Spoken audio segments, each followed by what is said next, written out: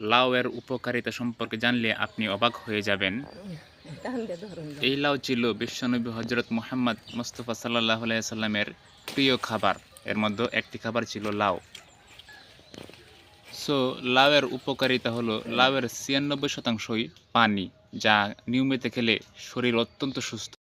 এই লাউ শরীরের পানির ঘাটতি পূরণ করে।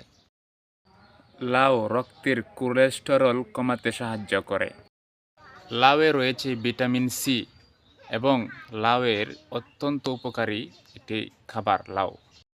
হার্টের জন্য অত্যন্ত উপকারী এবং কিডনি এবং জন্ডিসের জন্যও লাউ খেতে পারেন, অত্যন্ত উপকারী। লাউ আপনার ওজন কমাতে সাহায্য করে এবং ডায়াবেটিস রোগীদের জন্য অত্যন্ত উপকারী একটি সবজি। লাউ খেলে কোষ্ঠকাঠিন্য এবং পেট ফাঁপা অনেকেই কমে যায়।